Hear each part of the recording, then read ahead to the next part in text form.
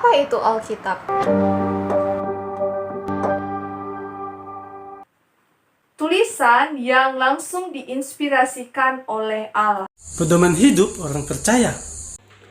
Kitab yang ditulis oleh lebih dari 40 nabi dan rasul.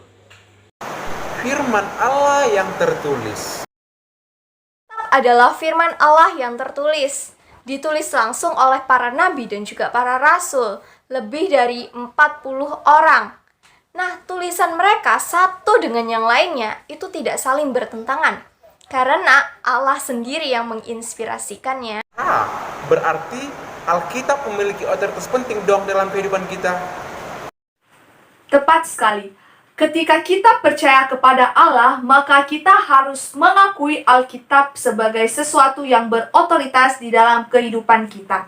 Artinya, Alkitab merupakan dasar atau acuan kita dalam melakukan segala sesuatu.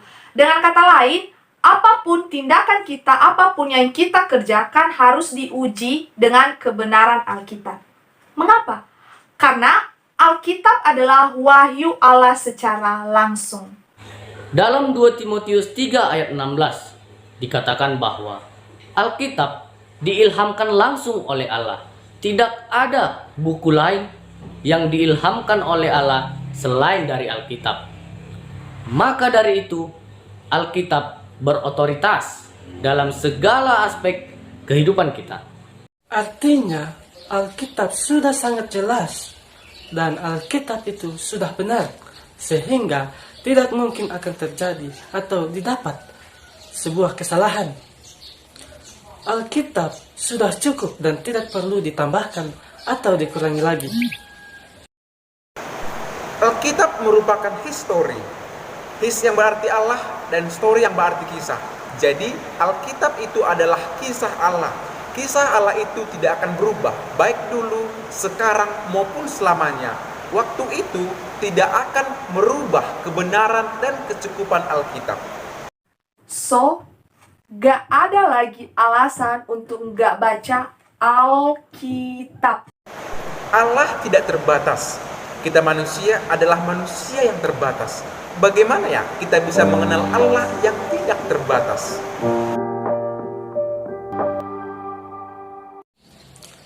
Mazmur 19 ayat 2 mengatakan bahwa Allah memperkenalkan dirinya melalui ciptaan. Namun, ciptaan tidak mampu membuat kita untuk mengenal Allah yang seperti apa. Agar kita bisa mengenal Allah secara khusus, baik itu natur, sifat, dan karakter Allah, kita butuh Alkitab. Allah yang dinyatakan Alkitab adalah Allah Tritunggal, yaitu 3 pribadi di dalam satu natur yang sama, yaitu Allah Bapa, Allah Anak, dan Allah Roh Kudus. Allah yang memperkenalkan diri di dalam pribadi Kristus yang berinkarnasi adalah kunci kita untuk dapat mengenal Allah lebih dalam. Mengenal sifat-sifat Allah seperti yang pertama, adil, menghukum dosa dengan cara mati di atas kayu salib. Yang kedua, kasih agape, kasih yang tidak menuntut balas terhadap orang yang dikasihi. Yang ketiga, suci, bahwa Kristus itu tidak berdosa. Terbatasnya pikiran kita membuat kita tidak paham sepenuhnya tentang Allah. Walaupun Allah sudah menunjukkan atributnya seperti cukup pada dirinya sendiri, tidak terbatas, pribadi yang absolut, dan juga imunitabilitas Allah dan pribadi yang mutlak. Tidak semua tentang Allah tidak dapat kita pahami dalam atributnya. Kita masih bisa memahami atribut intelektual dan moral Allah.